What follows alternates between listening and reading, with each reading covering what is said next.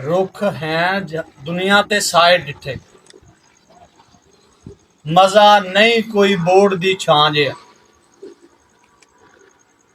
असल चोग है मिसल कबूतरां दी,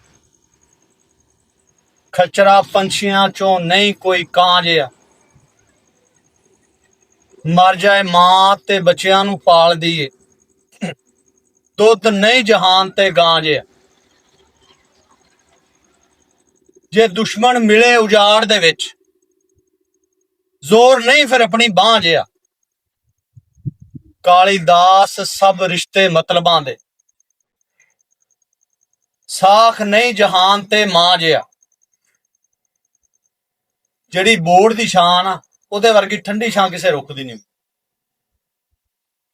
ਫਿਰ ਜਿਹੜਾ ਚੋਗ ਆ ਪੰਛੀਆਂ ਦੇ ਵਿੱਚੋਂ, ਜਿਹੜਾ ਚੋਗ ਆ ਨਾ, ਜਿਹੜਾ ਕਬੂਤਰ ਪਿਆਰ ਦਾ ਚੋਗ ਦਿੰਦਾ, ਉਹ ਕੋਈ ਪਰਿੰਦਾ ਨਹੀਂ। ਫਿਰ ਕਾਂ ਵਰਗਾ ਛਾਤਰ ਪਰਿੰਦਾ ਵੀ ਪਰਿੰਦਿਆਂ ਚ ਕੋਈ ਨਹੀਂ, ਬੜਾ ਖਚਰਾ ਹੁੰਦਾ, ਬੜਾ ਤੇਜ਼ ਤਰਾਰ ਪਰਿੰਦਾ।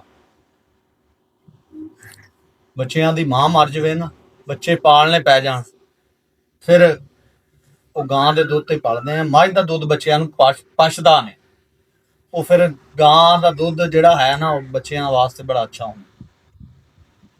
ਫਿਰ ਜੇ ਕਦੇ ਬੰਦੇ ਨੂੰ ਉਹਦਾ ਦੁਸ਼ਮਣ ਕਦੇ ਸੁੰਝ ਦੇ ਵਿੱਚ, ਵਿਰਾਨੇ ਦੇ ਵਿੱਚ ਲੱਭ ਜਾਵੇ, ਫਿਰ ਉਹਨੂੰ ਨਿਬੜਨ ਵਾਸਤੇ ਬੰਦੇ ਦੇ ਵਿੱਚ ਕੋਈ ਜ਼ਰੂਰਤ ਹੋਣੀ ਚਾਹੀਦੀ, ਆਪਣੀ ਬਾਂਹ ਦੇ ਵਿੱਚ ਜ਼ੋਰ ਹੋਣਾ ਚਾਹੀਦਾ, ਫਿਰ ਬੰਦਾ ਪੂਰਾ ਲੈਂਦਾ। ਦੁਨੀਆ ਉੱਤੇ ਜਿਹੜੇ ਵੀ ਰਿਸ਼ਤੇ ਬਣੇ ਸਾਰੇ ਮਤਲਬ ਦੇ, ਲੇਕਿਨ ਮਾਂ ਵਰਗਾ ਰਿਸ਼ਤਾ ਜਹਾਨ ਉੱਤੇ ਕੋਈ ਨਹੀਂ, ਕਿਉਂਕਿ ਰੱਬ ਦਾ ਰੂਪ ਹੁੰਦੀ ਆ, ਤੇ ਉਹ ਫਿਰ ਰੱਬ ਦਾ ਜਿਹੜਾ ਰੂਪ ਹੁੰਦਾ ਮਾਂ ਦਾ, ਉਹਦੇ ਨਾਲ ਤਾਂ ਕੋਈ ਰਿਸ਼ਤਾ ਰਲਦਾ। ਮਾਂ ਦਾ ਰਿਸ਼ਤਾ ਮਾਂ ਦਾ ਹੀ ਆ, ਉਹਦਾ ਕੋਈ ਸਾਨੀ ਨਹੀਂ ਦੁਨੀਆ ਦੇ ਉੱਤੇ, ਨਾ ਕੋਈ ਹੋ ਸਕਦਾ।